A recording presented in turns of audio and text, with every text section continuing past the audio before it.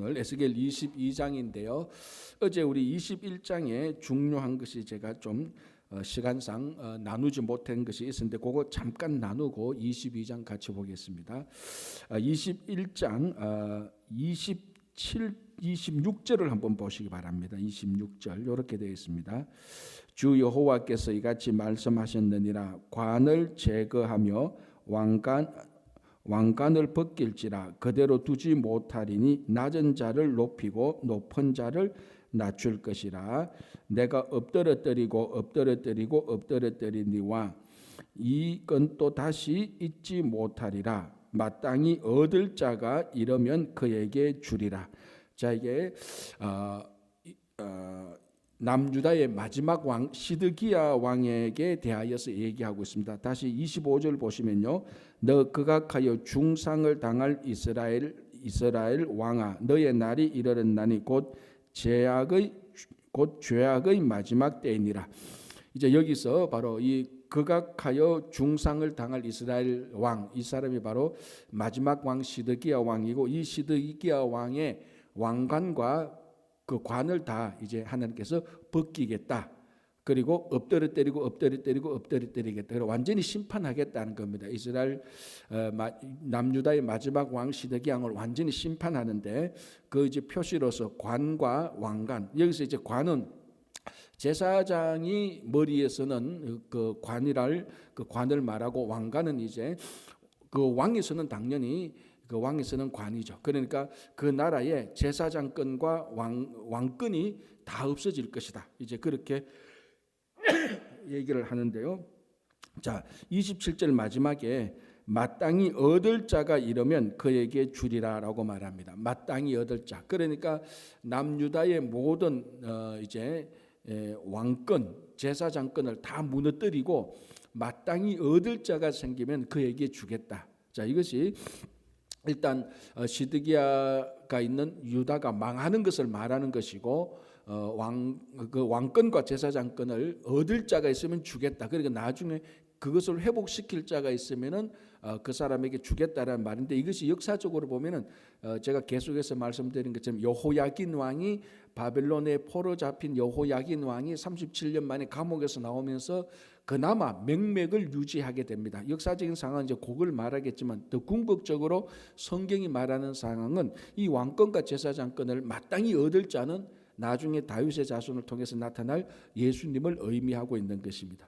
그래서 에스겔서도 항상 심판을 말하지만 그 다음에는 반드시 하나님께서 회복을 말씀하고 있다라는 것을 우리가 다시 한번 더 알 수 있는 것입니다. 자, 22장 오늘 본문으로 바로 들어가겠습니다. 자, 22장 이제 1절에서 한 5절까지는 징벌 받아야 될 예루살렘에 대하여서 얘기를 하고 있습니다. 2절 보겠습니다. 22장 2절. 인자야, 너가 심판하려느냐? 이 헐린 성읍을 심판하려느냐? 그리하려거든 자기의 모든 가증한 일을 그들이 알게 하라. 그러니까 예루살렘의 가증한 일들을 그들이 알게 하라. 그러니까 예루살렘에 가증했던 일을 이제 드러내어서 예루살렘이 보게 하라, 알게 하라, 이제 그런 말을 하는 겁니다. 자, 4절 보겠습니다. 너가 흘린 피로 말미암아 죄가 있고 너가 만든 우상으로 말미암아 스스로 더럽혔으니. 자, 흘린 피로 말미암아 죄가 있고 그리고 너가 만든 우상으로 말미암아 더럽혔다. 그러니까 흘린 피와 우상의 죄를 말하고 있습니다. 자, 이 흘린 피라는 것은 우리가 쉽게 말하면 사회적인 죄악을 말합니다. 꼭 피를 흘렸다는 게 사람의 몸에 상처를 내어서 피를 흘린 것, 그런 물리적인 일만 말하는 게 아니고, 한 사람에게 큰 손해를 끼쳤을 때 그 사람을 굉장히 심적으로도 개인적으로도 굉장히 괴롭게 했을 때, 자, 우리가 뭐 그 사람을 괴롭힐 때 우리가 너무 아플 때, 힘들 때 그렇잖아요. 내 인생에 내가 피눈물을 다 흘렸다, 뭐 이런 말을 하는 것처럼 여기서 그 예루살렘 성이 피를 흘렸다는 것은 온갖 사회적인 악행을 다 행했다는 것입니다. 사람들에게 굉장히 그 죄악을 행했다는 것이고, 그리고 우상으로 말미암아 스스로 더럽혀졌다. 우리 신앙적인 불경건, 신앙적인 신앙적으로 성결하지 못한 것을 말합니다. 그러니까 피를 흘렸다, 우상을 섬겼다. 그러니까 신앙의 내면적인 것이 다 더러워졌고 그것이 밖으로 드러나는 사회적인 악행들 이런 것들이 굉장히 만연했다는 것입니다. 그러니까 내적으로나 외적으로나 개인적으로나 공동체적으로나 예루살렘은 다 지금 피폐했다라는 것을 말하고 있는 것입니다. 자, 그리고 4절 한번 보시기 바랍니다. 4절 끝에 이렇게 되어 있죠. 그러므로 내가 너로 이방의 능욕을 받으며 만국의 조롱거리가 되게 하였노라라고 말합니다. 예루살렘이 이제 사회적인 악행과 신앙적인 불경건으로 인해서 망하고 난 다음에 이방의 능욕을 받으며 만국의 조롱거리가 된다. 예루살렘이 멸망했을 때 우리가 예레미야 때도 봤습니다. 예루살렘을 거쳐 지나가는 이방 상인들, 무역 상인들이 보면서 예루살렘이 그전에는 그만큼 가장 성장하는 도시였고 가장 사람들이 많이 모였던 도시였고 솔로몬 때 다윗과 솔로몬 때는 가장 그 권세도 많이 있었고 특히 솔로몬 때는 예루살렘 성전을 지음으로 말미암아 예루살렘의 그 부귀와 영화는 그 고대 중동 건동에 완전히 소문났는데 이제 멸망하고 나니까 이거 별거 아니구나. 그러니까 그 예루살렘을 지나가는 상인들 이방인들이 예루살렘을 보고 조롱하고 멸시했다. 우리가 예레미야 때도 그걸 살펴봤습니다. 그러니까 예루살렘이 멸망해서 그렇게 될 것이다라고 예언을 했죠. 자, 오늘 같은 맥락으로 에스겔도 말하고 있습니다. 능욕을 받으며 만국의 조롱거리가 되게 하였도다. 이게 또 실제적으로 예루살렘이 멸망해서 이 사람들이 바벨론으로 와서 바벨론 포로로 와서 바벨론에서 이스라엘 백성들이 많이 능욕을 받고 조롱거리가 되는 것입니다. 너희들이 가지고 있는 악기를 가지고 와서 너희 신을 찬양해보라 이렇게 막 놀리기도 하고 했던 그런 것들을 얘기하고 있는 것입니다.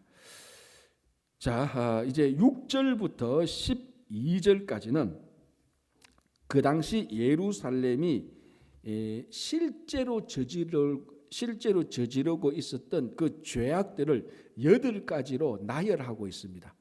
아주 자세하고 나열하는 편인데요. 징벌 받아야 되는 예루살렘의 모습들, 그러니까 예루살렘이 저지르던 행악들 그런 것들이 8개 있는데 우리 간략하게 한번 보겠습니다. 먼저 첫 번째가 뭔가 하면은 여기에 7절이 있죠. 7절 이렇게 되어 있습니다. 7절 앞부분에 그들이 너 가운데에서 부모를 없인 적이었으며라고 말합니다. 첫 번째가 이제 아주 구체적으로 나열을 하고 있습니다. 예루살렘 또는 남유다의 잘못이 부모를 없인 여겼다라는 것입니다. 자, 십계명에 부모를 없인 여기면 됩니까? 안 됩니까? 안 되는 거죠. 그러니까 여러분 참 이게 하나님께서 자기 백성에게 주신 10가지 계명에 우리나라 사람들이 가장 우리나라 사람이 가장 존중히 여기는 그것이 있었다는 거죠. 자, 몇 번째 계명이죠? 부모를 공경하라. 5번째. 자, 부모를 공경하면 어떻게 된다고요? 너가 이 땅에서 장수할 것이다. 그러니까 약속 있는 첫 계명이 부모를 공경하라는 겁니다. 10계명 가운데 이것을 하면은 이런 약속을 주겠다 했는데 약속 있는 첫 계명이 부모를 공경하라는 것이고 이 부모 공경은 10계명은 크게 보면 2계명으로 나누어 줄 수 있지 않습니까? 첫 번째에서 네 번째는 하나님에 대한 계명, 5번째에서 10번째는 사람에 대한 계명. 그러니까 이 사람에 대한 계명의 첫 번째가 뭡니까? 부모를 공경하라는 것입니다. 그러니까 이 부모 공경은 하나님께서 사람들에게 주는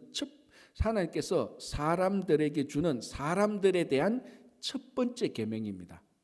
두 번째, 세 번째도 아니고 첫 번째 계명인데 여러분 사람들은 관계 속에서 삽니다, 그죠? 관계 속에서 살지 않는 사람도 있겠죠. 무인도에서 로빈슨 크루소나 평생을 무인도에서 혼자 살 수 있는 아주 특별한 경우. 정말 0.00% 몇 퍼센트도 안 되는 그런 경우는 있겠지만은 사람은 태어날 때부터 자기 부모와의 관계에서 인생이 시작되는 것입니다. 그래서 부모로부터 버려진 사람은 가장 근본적인 관계가 끼어져 있기 때문에 그 트라우마가 자기 인생 끝까지 가게 됩니다. 그래서 사람과의 관계를 굉장히 맺기가 어렵죠. 그런데 이 이스라엘 백성들의 지금 하나님으로부터 징벌 받을 때 하나님께서 그 죄를 나역하는 그 죄들을 나열하는 첫 번째가 뭔가 하면은 내 부모를 업신여겼다라는 것. 그래서 사람들의 관계가 다 끊겨졌다는 것을 말하는 거죠. 자, 그 다음에 7절 중간에 내 가운데에서 나그네를 학대하였으며 너 가운데서 고아와 과부를 해하였도다라는 것입니다. 하나님께서 성경에서 우선적으로 사랑하는 사람들 세 종류 사람들이 있죠. 이것도 3종 세트인데 요거는 징계 3종 세트가 아니고 하나님의 우선적인 사랑을 받을 수 있는 3종 세트 사람 누구 되죠? 나그네와 고아와 과부입니다. 이 사람들의 특징은 그 시대의 약자입니다. 오늘날 뭐 나그네 고아는 좀 그럴 수 있겠지만은 나그네 고아 과부 우리 흔히 말로 말하는 영어로 말하는 싱글맘이 뭐 약자일 수도 있고 아닐 수도 있죠. 자기 뭐 좋은 직업 가지고 있고 뭐 재산이 많고 사회적인 신분과 어떤 위치가 아주 높은 싱글맘들이 수두룩합니다. 그런 사람들은 우리 시대에 더 이상 사회적인 약자는 아니지만 이 시대에는 고아와 과부와 나그네는 어떤 직업을 가지거나 어떤 자기 스스로 자기 인생을 꾸려가기 굉장히 어려운 사회적인 시스템이었습니다. 그러니까 가장 약한 사람들이죠. 그래서 하나님께서 이 사람들을 우선적으로 사랑합니다. 자, 이 사람들을 우선적으로 사랑하는 이유는 이 사람이 착해서가 아니고 이 사람이 약해서라는 것입니다. 자, 우리 신앙의 성숙이라는 것은 늘 이 사람이 착하니까 이렇게 해줘야 된다 그런 것도 있지만은 때로는 우리가 착해서가 아니고 약해서 그 사람들은 도움을 받아야 되는 이런 경우도 있는 것입니다. 그래서 고아와 과부와 나그네는 착해서가 아니고 약해서 하나님께서 먼저 우선적으로 사랑하는데 하나님께서 우선적으로 사랑한다면 하나님의 자녀들도 그를 본받아야 되는 겁니다. 그래서 이 사회적 약자를 얼마나 잘 돌보느냐 그것은 그 사회의 그 사이가 성숙한 공동체가 되느냐 아니냐에 대한 기준이 되는 것입니다. 그죠? 자, 세 번째 보겠습니다. 세 번째 잘못하는 것은 8절에 나옵니다. 너는 나의 성물들을 업신여겼으며 나의 안식일을 더럽혔으며. 자, 성물을 더럽혔다. 자, 이거는 뭐 아마 성전에 있는 여러 가지 기물들을 마음대로 함부로 다루었을 것입니다. 그런 것들을 말하고 있고 가장 우리가 뭐 대표적으로 요즘 주일날 우리가 사무엘서를 보면서 그 언약궤를 함부로 다루는 또 언약궤에 대해서 착각하고 있는 그런 것들을 말할 수 있고 중요한 것은 안식일이었습니다. 자, 이 성물과 안식일을 잘 다루고 거룩히 지키는 것은 그 사회가 하나님 앞에 얼마나 경건한가를 보여주는 거 있는 것입니다. 이방 사람들은 하나님을 알지 못하는 하나님을 섬기지 못하는 그리고 하나님으로부터 계명을 받지 아니했던 이방 사람들의 공동체는 거룩이 없어도 괜찮아요. 경건하지 않아도 괜찮습니다. 그건 하나님께서 그 이방 사람들에게 하나님을 보여주지 않았기 때문에 하나님의 말씀을 주지 않았기 때문에 그 이방 사람들이 너희들이 왜 거룩이냐 안 거룩이냐 이런 건 덜 따지는데 이스라엘 사람들에게는 반드시 하나님께서 보고 계시는 것이 이스라엘 백성들 안의 거룩, 다른 말로 하면 경건, 그거를 보고 있는데 그 기준이 성물과 안식일을 지키는 것이었습니다.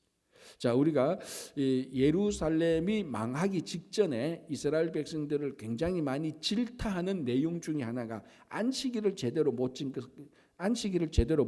것을 얘기를 많이 하고 있습니다. 예레미야도 그렇고 에스겔도 그렇고. 그리고 나중에 에스라가 이스라엘 백성들과 다시 가나안에 돌아왔을 때 그 안식일 지키는 것을 굉장히 엄중하게 다루었습니다. 오늘날 우리말로 하면은 주일을 성수하는 것이죠.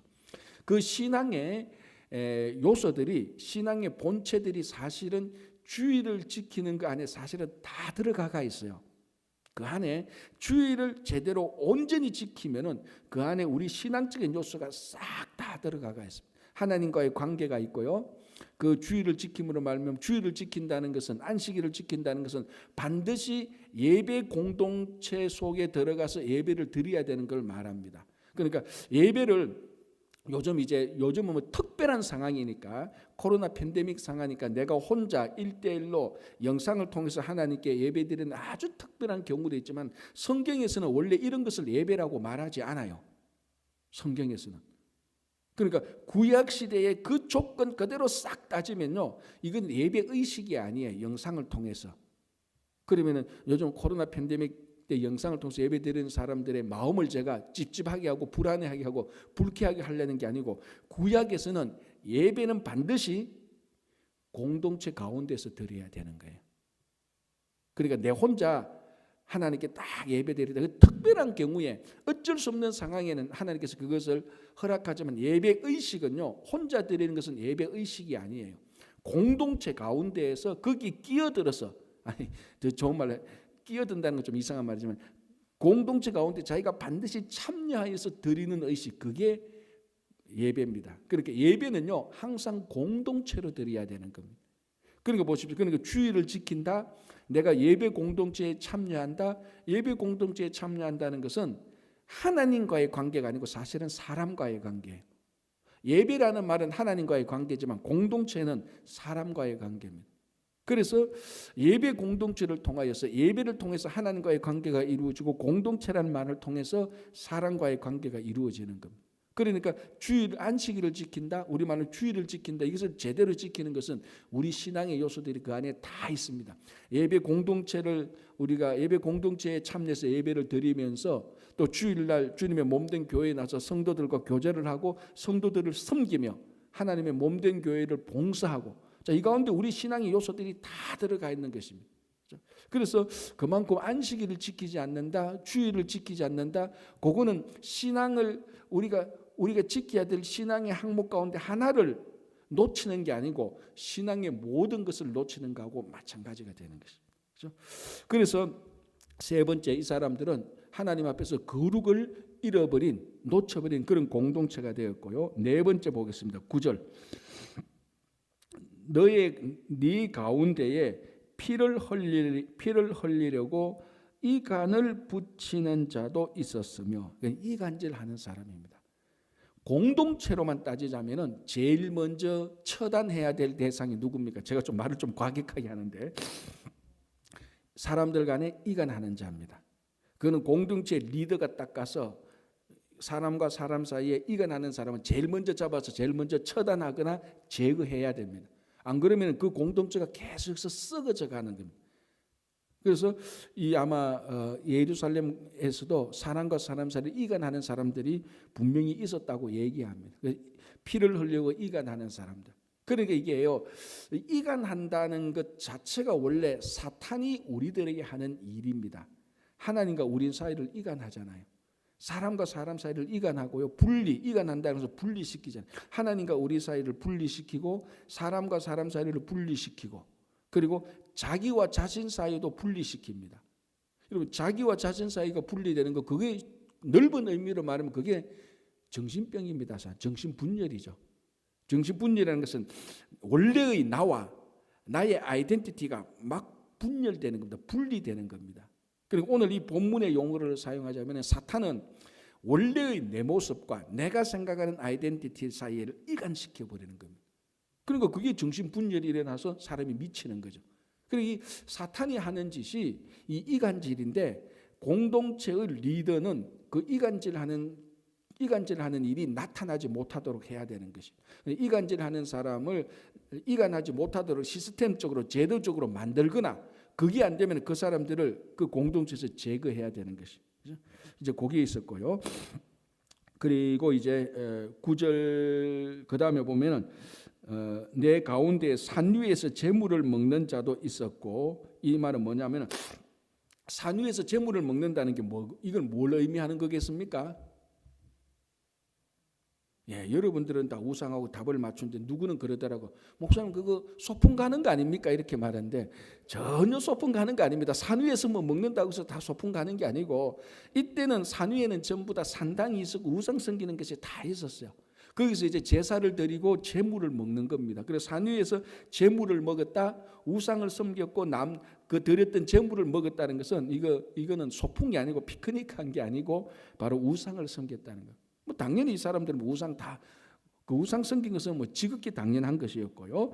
자, 그 다음에는 여섯 번째 죄인데요. 10절에서 11절까지 보면은 음행이 나옵니다. 그런데 이 음행이 공동체에서 읽기 부끄러울 정도로 자세하게 아주 디테일하게 나옵니다. 근데 이 음행이 전부 다 그냥 좀 오해는 하지 마십시오. 불륜도 좀 건전한 불륜이 있고, 말이 되나? 건전한 불륜이 있나?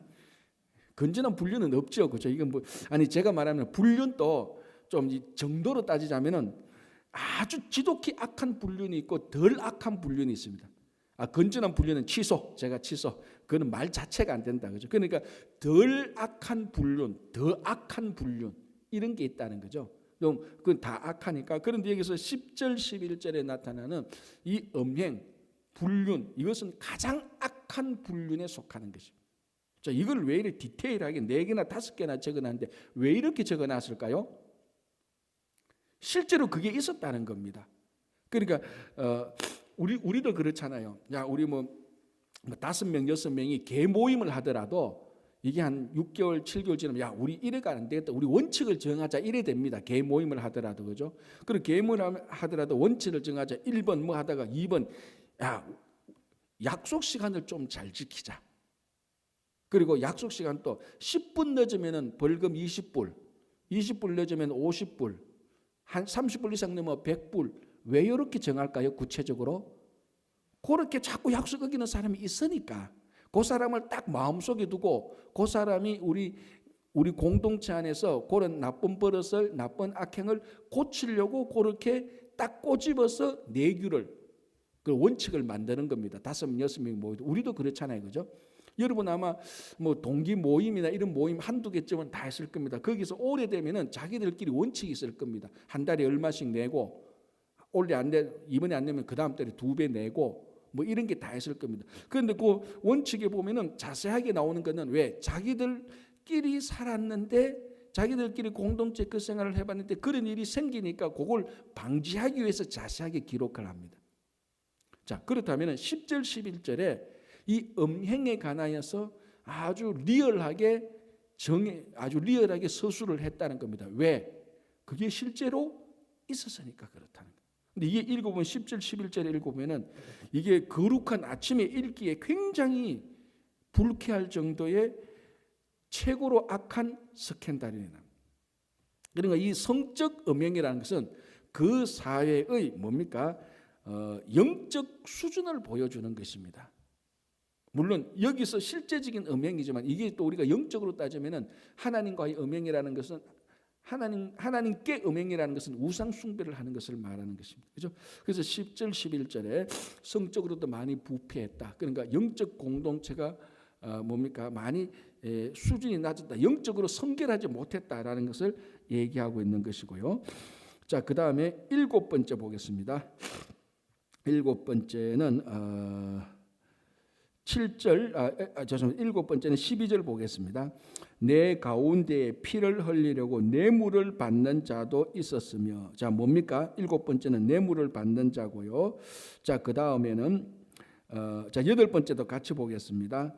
내가 변돈과 이자를 받았으며 이익을 탐하여 이웃을 속여 빼앗았으며 탈취했다는 것입니다. 그러니까 뇌물을 받고 탈취 사건이 일어났다. 이거는 그 사회가 투명하지 못한다는 겁니다. 거의 2000년도인가 한국의 그 IMF가 1997년도 터졌지 않습니까? 그 97년도, 98년도 IMF 때문에 한국이 정말 뭐 큰 수렁에 빠졌죠. 다행히 하나님께서 진짜 지켜주셔서 그 IMF가 세계가 놀랄 정도로 빨리 한국이 거기서 극복은 되었는데, 그때 IMF 터졌을 때 국제 어느 기관에서 한국의 그 투명성, 그러니까 영어로 트랜스페런시라고 말하죠. 트랜스페런시, 그 투명성 정도를 측정했는데 한국 레벨에 있는 한국의 경제적인, 한국과 같은 레벨에 있는 경제적인 나라들, 그 나라들에 비해서 한국의 투명성이 굉장히 떨어졌다는 그 기록을 본 적이 있습니다. 국가 투명성이 굉장히 떨어지는 거죠. 왜? 그걸 보니까 이제 공무원 간의 뇌물들, 세금을 뭐 이런 것들 중심으로 해서 거의 탈취하는 그런 수준들이 굉장히 많이 일어났다는. 물론 그러니까 또 IMF도 터질 수도 있고, 그래서 IMF를 회복하기 위해서 국제기관들이 그 대한민국을 진단하는데 다른 건 몰라도 투명성에 있어서 같은 레벨에 있는 나라들보다 훨씬 더 떨어졌다는 것을 제가 그때 기록에 본 적이 있습니다. 그리고 이게 뇌물이 많고 탈취하는 사건이 많이 일어난다. 그 사회가 건전하지 못하고 투명하지 못한다는 거죠. 그러니까 건전하지 못하고 투명하지 못하는 것은요, 일단은 첫 번째로 경제적인 분배가 절대로 제대로 일어나지 못하는 겁니다. 뇌물과 탈취 사건이 계속해서 일어나면요, 사람이 건건히는 살아갈 수 있지만 경제적인 이 분배와 이런 것들이 공평하게 이루어지지 못하는 겁니다. 그러니까 지금 8가지 죄를 이렇게 쭉 나열했는데 보니까 신앙적인 면과 사회적인 면, 우리 앞에서 나오는 것처럼 피를 흘리고 뭐라고 나옵니까? 여기서 앞에서 피를 흘리고 우상을 만들었던, 그 피를 흘리고 우상을 만든 이 큰 두 가지 죄가 8가지 이 나열된 죄로 확대되는 것이죠. 자, 그러면 이제 이런 8가지 죄가 지금 우리 사회는 어떤가? 우리가 한번 뭐 체크리스트를 해볼 수도 있는 거죠. 우리가 살고 있는 사회, 우리 이민 사회, 또는 뭐 우리가 살고 있는 뉴욕 아니면 한국, 이렇게 해서 이 8가지 항목을 쭉 해서 과연 몇 점 정도가 될까? 그렇게 한번 따져보면은 아마 우리도 위태위태할 겁니다. 뭐 제가 볼 때는 예루살렘보다는 좀 나을 수 있겠지만은, 예루살렘 정도 되면 뭐 하나님께서 심판하니까 좀 나을 수 있을 수 있겠지만 뭐 50보 100보 비슷하게 될 겁니다. 뭡니까? 굉장히 우리가 긴장해야 되는 그런 것을 의미하고 있는 것이죠. 그죠? 자, 17절 한번 보겠습니다. 이렇게 되어 있습니다. 여호와의 말씀이 내게 임하여 이르시되, 인자야, 이스라엘 족속이 내게 찌꺼기가 되었나니 곧 풀무불 가운데에 있는 노시나 주석이나 쇠나 나비며 은의 찌꺼기로다. 자, 여기서 또 하나의 비유를 말하는 거죠. 이스라엘이 이제 은이나 이런 철에 붙어 있는 찌꺼기와 같다. 자, 그러면 뭐 찌꺼기와 같으면은 우리가 걸레 같은 거 가지고 이렇게 닦아내면 되지, 이렇게 쉽게 생각할 수 있는데, 여기서 말하는 찌꺼기는 어떤 은이나 이렇게 뭐 더럽게 묻어 있는 흙이나 이런 게 아니고 녹을 말하고 있습니다. 녹슨 것을 말하고 있습니다. 그래서 이 쉽게 말하면은 은이나 여기 보면 주석이나 쇠나 이런 데에 녹슨 부분, 이런 부분을 말하고 있는데, 이런 녹슨 부분을 제거하기 위해서 풀무불에 던져서, 그러니까 이 녹슨 부분이 불순물에 해당되니까 뜨거운 불에 던져가지고 불순물을 제거해야 되겠다. 그게 지금 이 비유의 핵심입니다. 자, 그래서 한번 보십시오. 22절을 보시기 바랍니다. 이렇게 되어 있습니다. 은이 풀무불 가운데에서 녹는 것 같이 너희가 그 가운데에서 녹으리니 나 여호와가 분노를 너희 위에 쏟은 줄을 너희가 알리라. 자, 20절 한번 더 보겠습니다. 더 자세히 보기 위해서 20절. 사람이 은이나 노시나 쇠나 나비나 주석이나 모아서 풀무불 속에 넣고 불을 불어 녹이는 것 같이 내가 노여움과 분으로 너희를 모아 거기에 두고 녹이리라 라고 말합니다. 그러니까 이 녹을 제거하기 위해서, 쉽게 말하면 녹을 제거하기 위해서 풀무불에 던져가지고 이 녹을 찌꺼기를 제거한다는 것입니다. 이게 지금 이스라엘의 모습이 그렇다는 겁니다. 그래서 이 이스라엘의 찌꺼기 녹이 되었는데 바벨론에 던져가지고 바벨론이라는 풀무 속에서 던져가지고 거기서 찌꺼기를 제거하겠다. 그러니까 하나님의 불심판, 하나님의 이스라엘에 대한 심판을 비유적으로 말하고 있는 것입니다.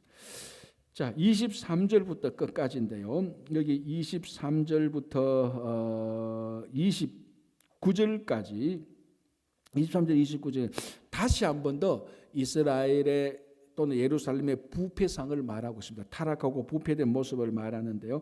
25절만 한번 볼게요. 25절 그 가운데 선지자들의 반역함이 우는 사자가 음식물을 움킴 같았도다.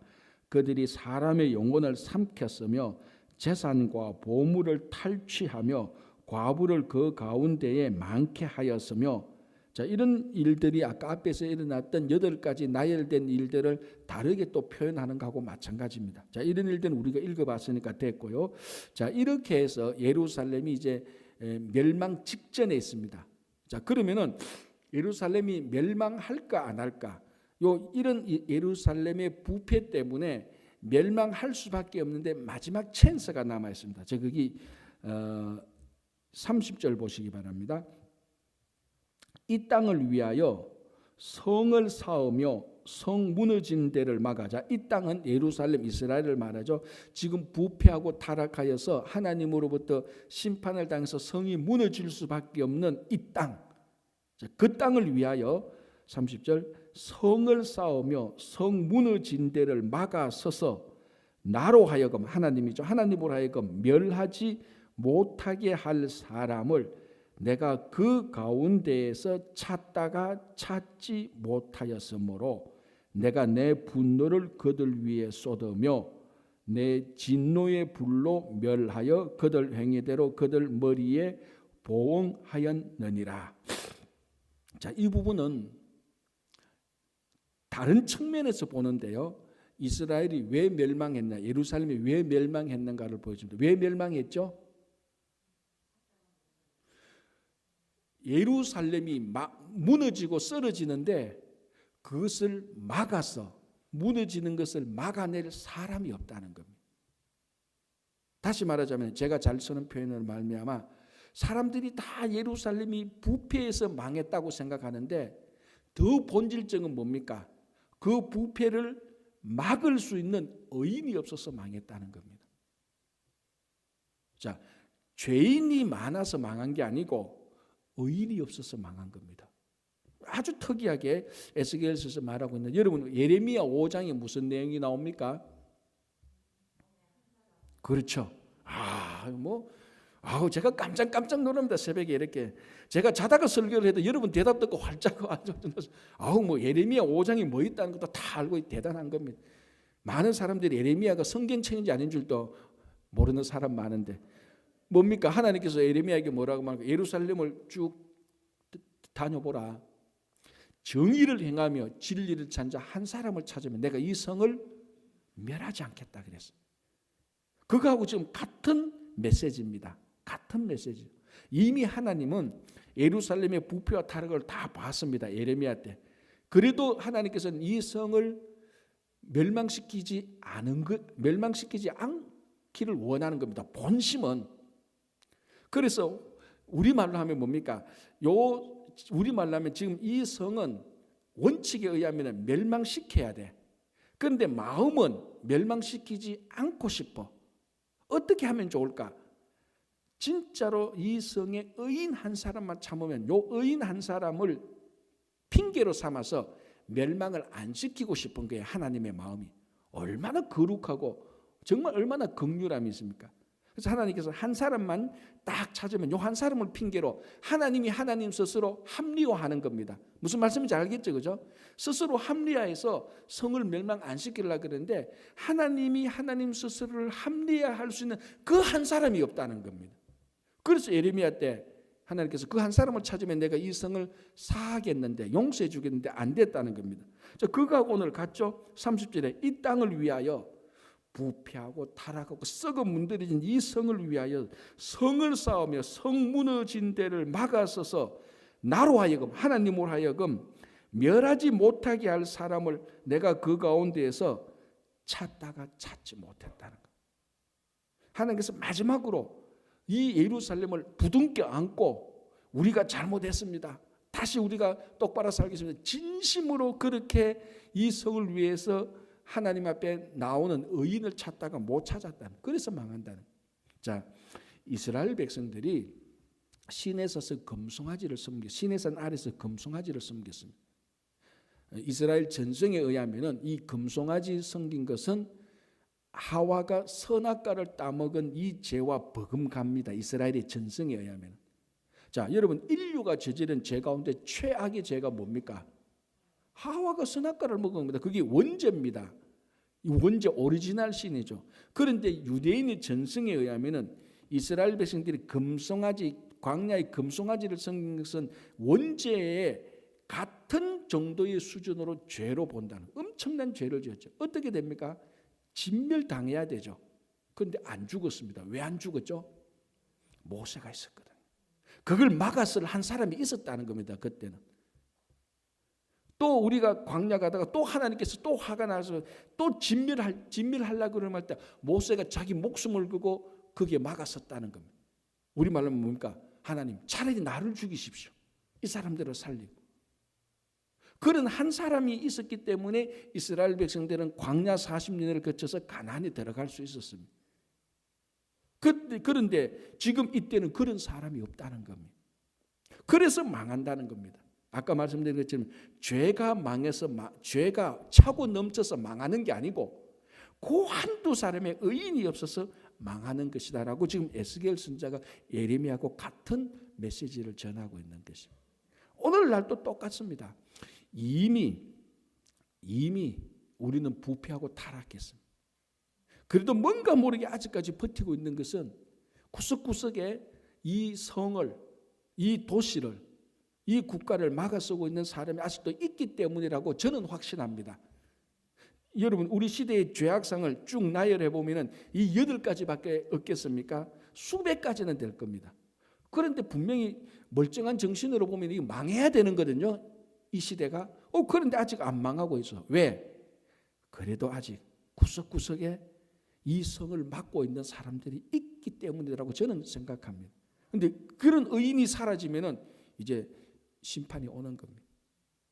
그래서 그 사람이 여전히 이 성을 막고 있는, 막았으면 하나님 앞에 하나님 살려주십시오라고 말하는 그런 사람들이 더 많이 생길 때 자연적으로 부패와 타락은 사라지게 되는 거죠. 그래서 나중에 이 성을 막아선 사람들의 명단이 나올 때에 여러분들의 우리의 모든 명단이 그 안에 들어가기를 간절히 바랍니다. 기도하겠습니다. 하나님 감사합니다. 우리가 살고 있던 이 시대 여전히 소돔과 고모라처럼 멸망당했던 예루살렘처럼 부패와 타락이 많았지만 아직 버티고 있는 것은 구석구석에 눈물을 흘리며 피를 흘리며 하나님께 매달리는 의인들이 있기 때문입니다. 주님, 우리가 바로 그런 의인들이 될 수 있도록 도와주시고 하나님의 긍휼함을 우리가 잘 아는 성도들이 될 수 있도록 주님 도와주시옵소서. 주님, 오늘 하루도 지켜주시고 내일 거룩하고 복된 주일 잘 준비하도록 하나님께서 오늘 하루 인도해 주시고 오늘 또 이 아침에 기도드리는 모든 기도를 다 들어서 응답해 주시고 특별히 우리 김영만 장로님 이하 여러 육신의 연약함 가운데 하나님께 간절히 구하는 육신의 연약함들이 있습니다. 고쳐주시고 치유해 주시고 낫게 해 주시옵소서. 또 경제적으로 어려움을 당하고 있는 성도님들, 또 관계적으로 또 가정과 또 일터 속에서 하나님께 간절히 부르짖는 그 영혼들의 모든 기도를 다 들어서 응답해 주시옵소서. 예수님 이름으로 기도합니다. 아멘.